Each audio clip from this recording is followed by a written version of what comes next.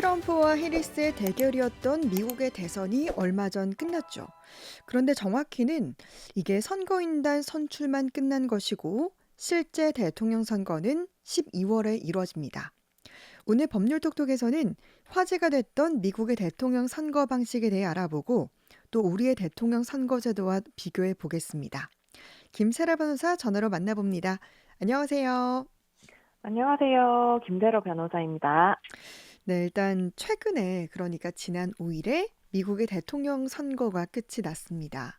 네. 네, 근데 가만히 살펴보면 무슨 주의 선거인단을 확보했다라고 했잖아요. 네. 그러면 미국의 대선은 이 음, 선거인단을 얼마나 확보하느냐 이것에 따라서 승패가 결정나는 거죠.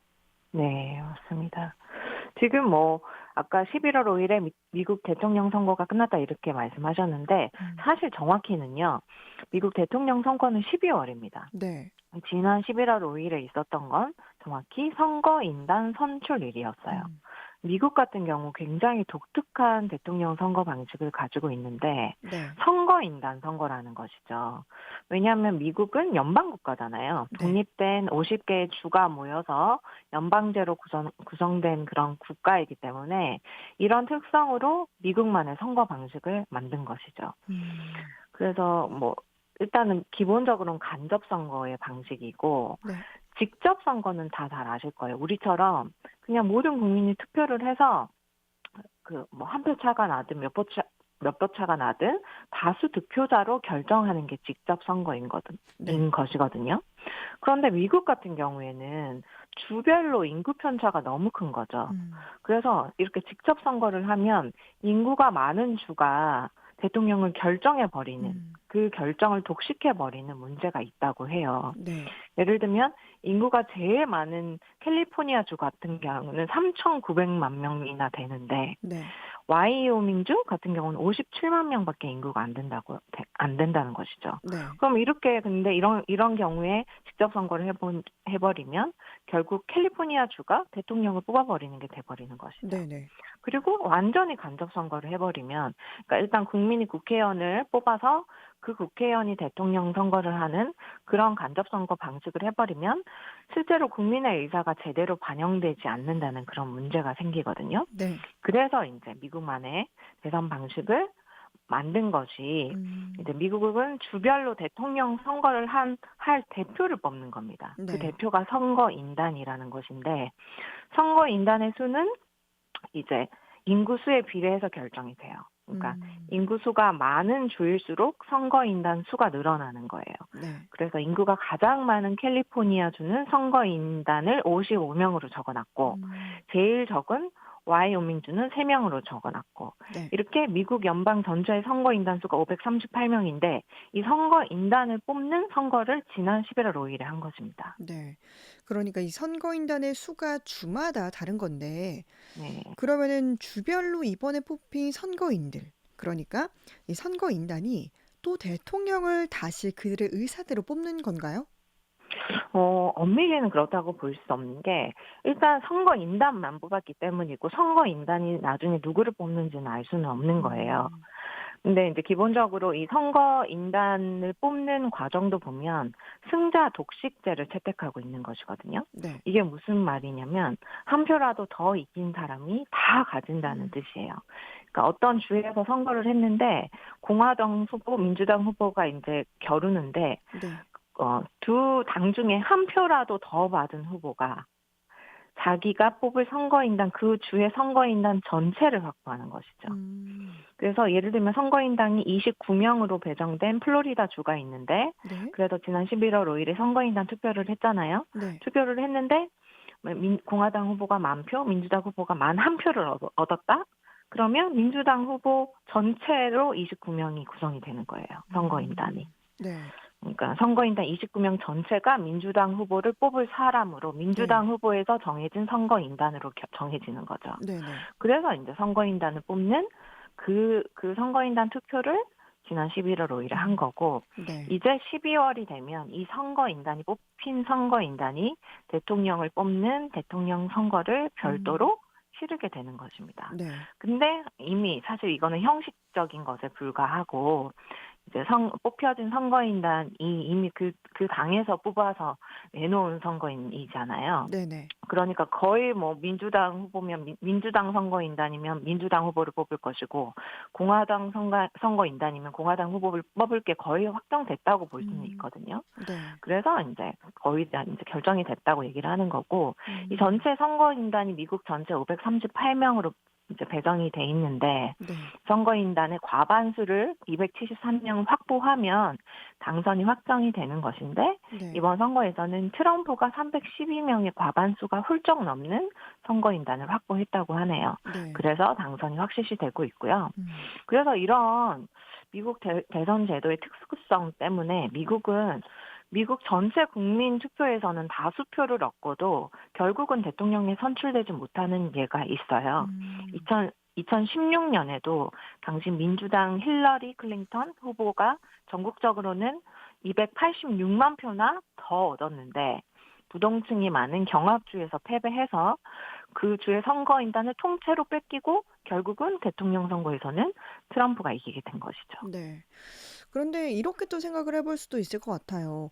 이 네. 뽑힌 선거단이 대통령 선거를 할 때, 음. 다른 표를 던질 수 있지 않을까. 네. 어떻게 그렇죠. 좀, 네, 단순하게 생각을 해보면, 좀 자유롭게 투표를 하는 이상, 음. 선거인단의 일탈도 가능할 것 같긴 해요. 그래, 사실 이론적으로는 가능합니다. 네. 지금도 아직도 해리스가 대통령으로 당선될 가능성도 이론적으로는 가능해요. 네. 12월에 이제 최종적으로 선거를 할 때 이 538명이 선거인단이 투표를 하잖아요. 네. 근데 해리스 진영에 지금 226명이 있는데 이 사람들은 한 명도 이탈 없이 다 해리스를 뽑고 네. 그다음에 트럼프 진영에 있는 선거인단에서 최소 43표의 배신표를 얻는다면 음, 가능은 합니다. 네.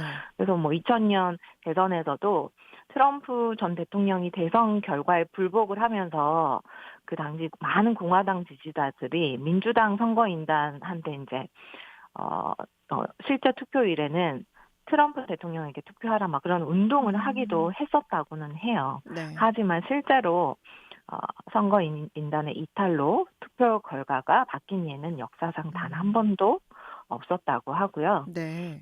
그래서 이번에도 그리고 해리스도 불복 선언을 했었고, 네, 그래서 거의 현실적으로는 바뀔 가능성은 음. 없다라고 보는 게 이런 이유입니다. 네, 그러니까 이제 공화당 선거인단으로 선출된 선거인 중에 음. 변심해서 해리스에게 투표를 할 가능성은 거의 없다라는 거죠. 그렇죠. 대부분 그 당에서 선거인단 선발 자체를 엄격하게 하고요. 네. 해당 당의 열성 지지자를 주로 뽑아 놓는다고 하니까 음, 거의 이제 그렇게 뭐 선거인단 수 차이가 뭐 별로 크지 않으면 뭐 그럴 수는 있겠지만 지금처럼 이제 압도적으로 트럼프가 많기 때문에 네. 거의 이제 그건 힘들다고 하고 요거 용어도 있더라고요. 이렇게 나중에 음, 배신하는 선거인단을 네. 불성실한 선거인단 아, 이렇게 부르기도 불성실한 한다고 선거인단. 해요. 그리고 네. 실제로 그런 경우도 있었대요.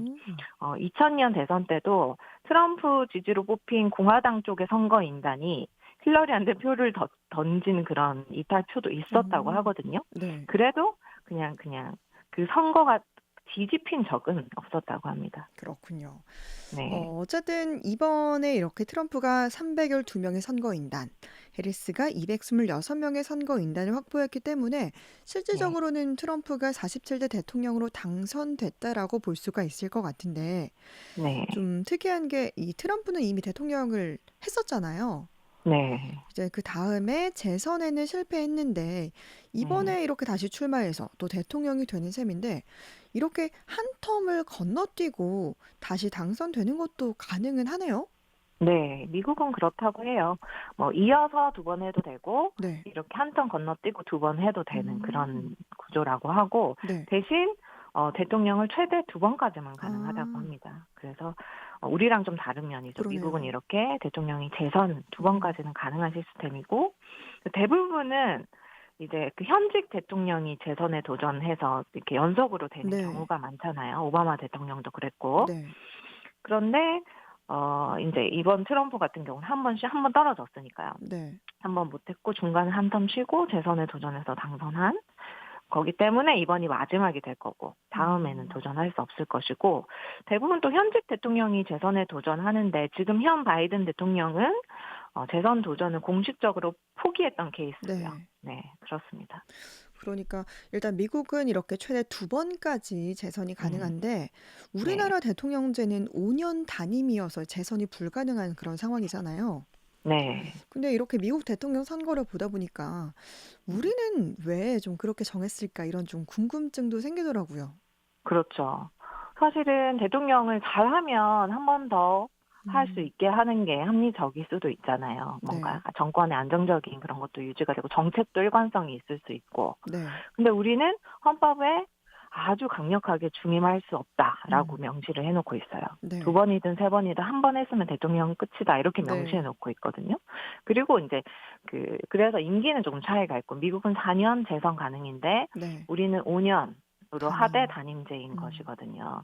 그래서 이렇게 중임할 수 없게 해놓은 것은 뭐 독재 정권의 역사 때문이라고 볼 수가 있어요. 그러니까 독재 정권을 겪으면서 이제 헌법에 아예 연임하지 못하도록 장치를 둔 것이고요. 어떻게 보면 역사의 상처가 헌법에 헌법권자의 결단으로 나타낸 것이라고 볼 수가 있고, 네. 근데 이 헌법도 개정할 수 있거든요. 음. 국민투표랑 절차가 그렇죠. 어렵긴 하지만 개정은 할 수 있어요. 네. 그런데 헌법이 또 다시 한 번 못 박아두고 있는 게 만약 이 헌법을 개정을 해서 대통령 임기 연장이나 중임 변경을 가능하게 헌법 개정을 하더라도 네. 그 헌법 개정 제안 당시의 대통령에 대해서는 그 효력을 미치지 못하게 못 음. 박아두고 있거든요. 그러니까 아예 그냥 어, 독재 이후에 이제 대통령이 마음대로 이 임기를 여러 번 하지 못하도록 이중 네. 장치를 두고 있다고 볼 수가 있고요. 음. 그래서 어쨌든 지금은 이제 이 민주화가 어느 정도 이루어지면서 이 5년 단임제 우리나라의 대통령 제도를 미국처럼 연임 가능하도록 하자 이런 개정하는 목소리도 있는 것 같습니다. 음. 그리고 또 뭐 재미로 우리 대통령 선거를 이제 헌법에서 어떻게 대비하고 규정하고 있는지를 보면 네. 헌법은 이런 경우도 대비를 하고 있어요.